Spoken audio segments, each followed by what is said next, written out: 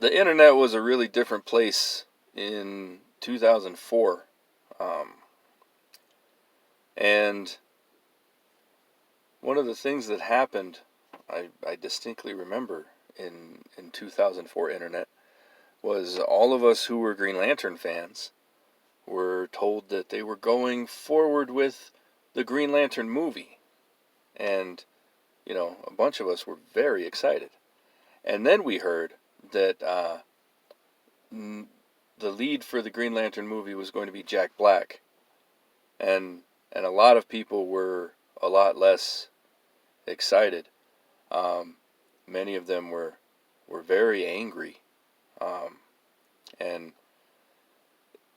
this was, I say it was a different place on the internet mainly because, like, as far as the hundreds and hundreds of disreputable nerd news websites, like, they weren't around. So we had a few places we would go. We would go to places like Ain't It Cool, um, and a lot of traffic on the message boards for IMDb. It doesn't have those anymore, and that's, just mentioning their existence is kind of dating me because I know there are a lot of people that don't really know that they ever did, but it was a thriving community there. Um, anyway, that movie didn't happen. Um, there's not as much story about it not happening as a lot of people tend to think. DC hired Robert Smigel to write the script. They wanted something that was, kind of funny, which Smigel is very familiar with. And they thought that Jack Black, that was actually the studio's suggestion. When they went to Smigel, he said, what are we thinking for lead? They said, think Jack Black, right? Now, some of you may have read it. There is a first draft of Smigel's script.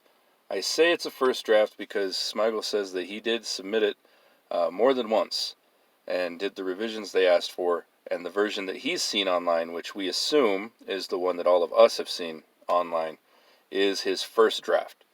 I'm going to be doing a reading of that because it's been asked by one of my most longtime supporters and subscribers, and because it's very fun. Um, but just to preface it, so what ended up happening is after some back and forth with the studio over what they wanted and what he had written, the script ended up being just sort of ignored.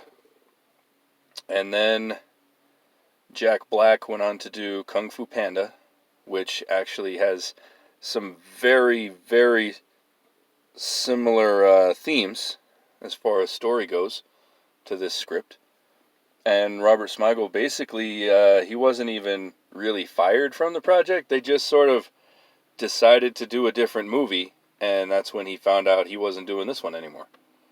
So that's the basics of the story for what happened to the film. I have it right here. Script is all printed out. Robert Smigel's Green Lantern, inspired by Emerald Dawn 1 and 2.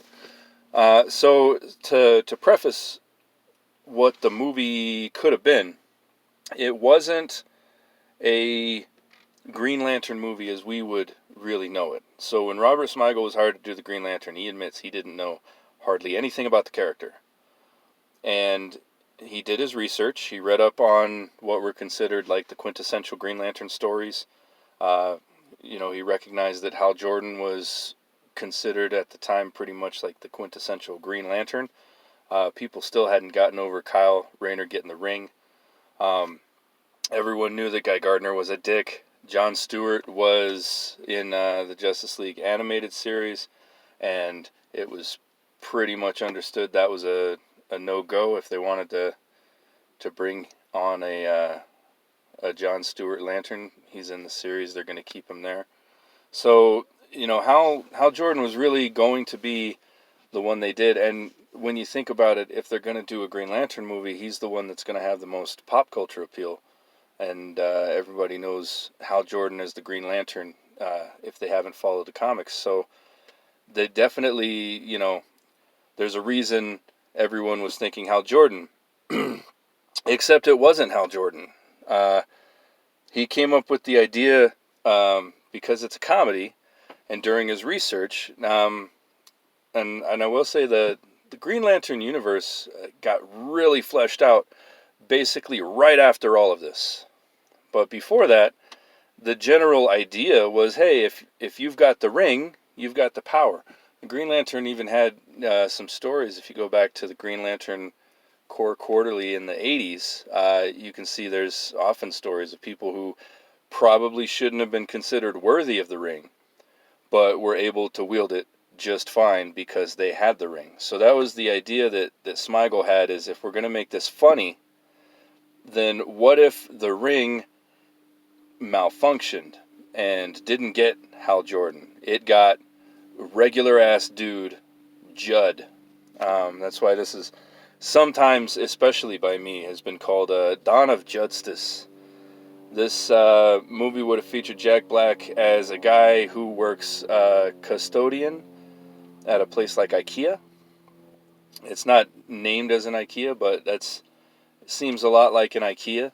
And he's got a like a cable access show where he eats weird food, and that's considered bravery enough for the ring when he's eating, like, I'll have to go back to the script and look at exactly what it is, but he eats like a moose penis or something, and the ring is like, this man has no fear, he's eating a moose's penis. And that's why he gets the ring. And it's him figuring out how to use it and how to be a hero when he's not expected to be a hero. It's very, like I said, it has a lot in common with Kung Fu Panda. There's a conspiracy theorist part of my brain that says maybe when Jack Black left the project, maybe he brought some of these ideas into Kung Fu Panda. I don't know. Anyway, there are a lot of jokes because it's written as a comedy. Some of those jokes are extremely dated. So when I finish getting the video together for that, I will make sure there's a content warning for you guys, because you know how comedy was in 2004, and you know the kind of jokes that could sometimes fly, that are definitely not what someone wants to see nowadays. So anyway, that's what I have to say about it for now. It's definitely a fun piece of comic book film history.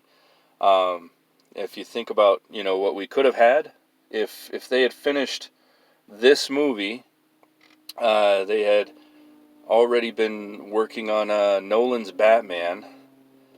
They had done Superman Returns. Like, imagine the alternate universe where we have a Justice League that's a lot brighter in color and tone, and came out in like 2007. That's kind of crazy to think about, and the whole thing sort of fell apart with this film falling apart. So yeah, we'll definitely be looking at. Remember to like, share, subscribe, do the YouTube things that YouTube likes people to do when they enjoy something and want to see more. I will see you guys next video, and I hope you enjoy it.